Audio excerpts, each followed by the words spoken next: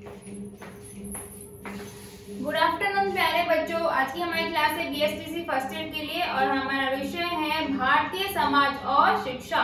भारतीय समाज और शिक्षा के अंतर्गत हमारी जो लास्ट इकाई थी वो पूरी कंप्लीट हो चुकी है। अब जो हम पढ़ेंगे वो है हमारी सेकेंड यूनिट और हमारी सेकेंड यूनिट का नाम है शिक्षा की चुनौतियां।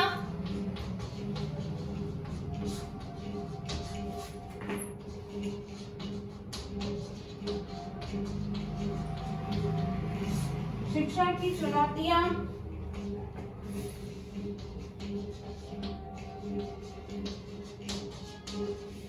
अनुसूचित जाति एवं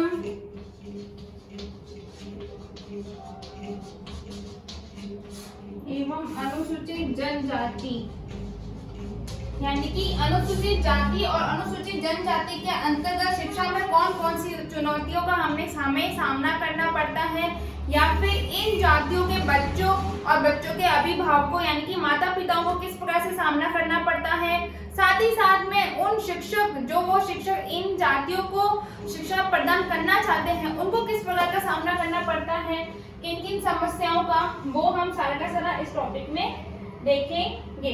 तो आज का जो हमारा पहला टॉपिक है वो है जाति व्यवस्था।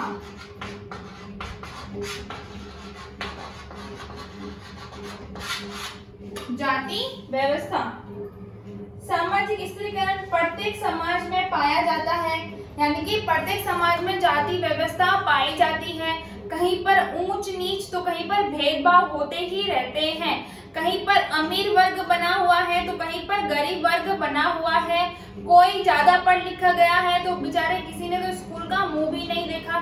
तो ये हमारे समाज के भेदभाव है, स्त्रीकरण है, यानी कि जो स्तर है ना उसमें ऊंच नीचता पाई जाती है।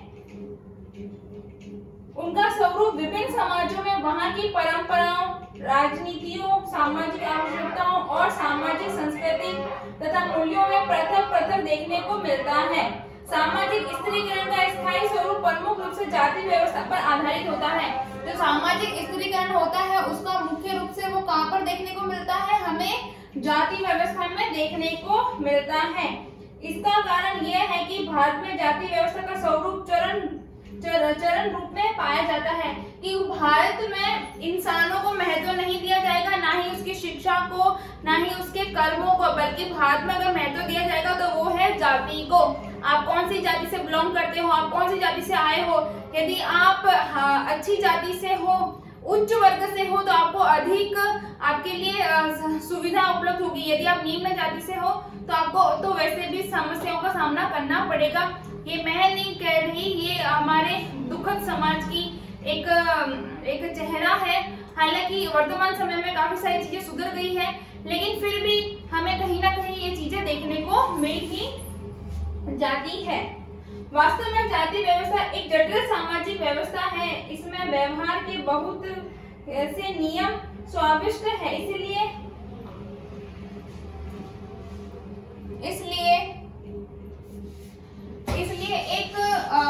एक विचारक है, उन्होंने जाति व्यवस्था के बारे में कुछ कहा है।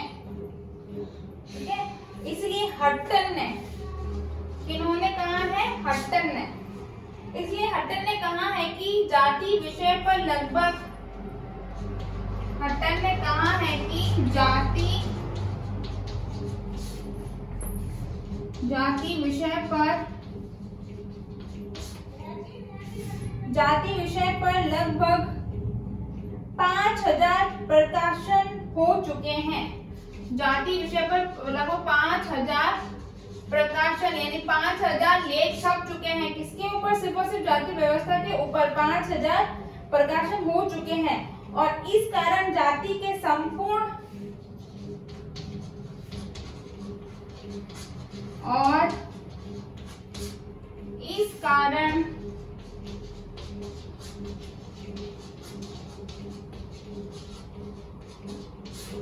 जाति के संपूर्ण अध्ययन के लिए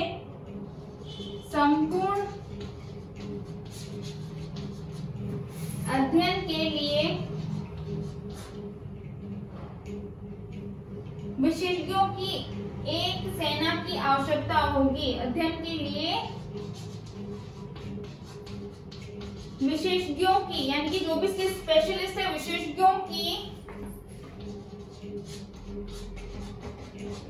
एक सेना की आवश्यकता होगी।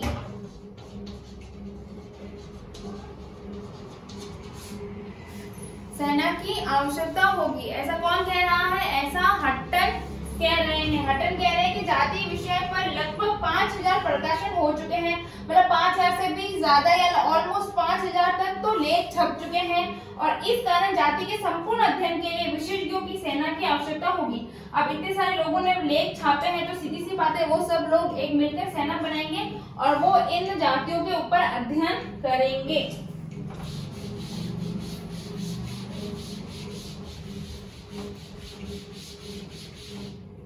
अब है जाति का अर्थ एवं परिभाषा।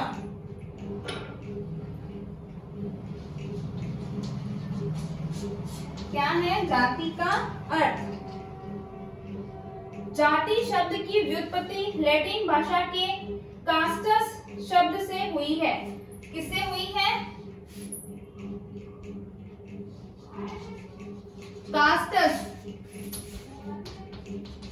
कास्टस, कास्टस किसका रूप है? लैटिन भाषा का। ठीक है, लैटिन भाषा के कास्टस शब्द से हुई है। कास्टस का अर्थ विशुद्धता या आनुवांशिक के समीप है। कास्टस का शब्द क्या है? विशुद्धता, विशुद्धता या आनुवांशिकता के समीप है। जाति इन दोनों तथ्यों को कोई विशेष महत्व नहीं देती। ठीक है, इससे चाहे विशुद्धता कह लो या फिर आनुवांशिकता कह लो, इन दोनों से कोई भी मतलब नहीं है जाति को। जाति इन दोनों तथ्यों को कोई विशेष महत्व नहीं देती। इसमें तो जन्म पर आधारित सामाजिक विभाजन की नीति को विशेष महत्व दिया जाता है। ठीक है, सीधी सी बात है, हम जिस जाति में जन्म लेते हैं उसमें ही हम मरते भी उसी जाति में हैं। ठीक है, तो इससे कि विशुद्धता या आनुवंशिकता का कोई मतलब नहीं है। हमने किस कास्ट में जन्म लिया है वो ही हमारे साथ में रहेगी। इस प्रकार जाति की उत्पत्ति को जन्म शब्द से ही मानना उचित है। इसलिए जाति की जो उत्पत्ति है उसको कहां से मान सकते हैं? हम जन्म से ही मान सकते हैं। जाति व्यवस्था से व्यक्ति को जन्म से ही एक सामाजिक स्थिति होती है। ठीक है, इससे आजीवन कोई परिवर्तन नहीं होता। व्यक्ति जिस जाति में जन्म लेता है उसी जाति में ही उसकी मृत्यु होती है, उसमें कोई भी परिवर्तन नहीं होता। उसका नाम भले ही बदल सकता है लेकिन उसकी जाति नहीं बदली जा सकती और ना ही बदल सकती है। वह हमेशा निरंतर उसके जन्म से लेकर मृत्यु तक उसके साथ में चलती ही रहती है। इससे कि अलग अलग जाति के लोग अलग अलग समाज बनाए हुए हैं, अलग अलग समुदाय बनाए हुए हैं, तो ये आपस में उनका भेदभाव होता ही रहता है। कोई उच्च वर्ग का होता है तो कोई निम्न वर्ग का होता है। ठीक है बच्चों, तो ये थी हमारी आज की क्लास। जाति का अर्थ हमने देख लिया है। अब जाति की जो परिभाषा है वो हम नेक्स्ट वीडियो में देखेंगे।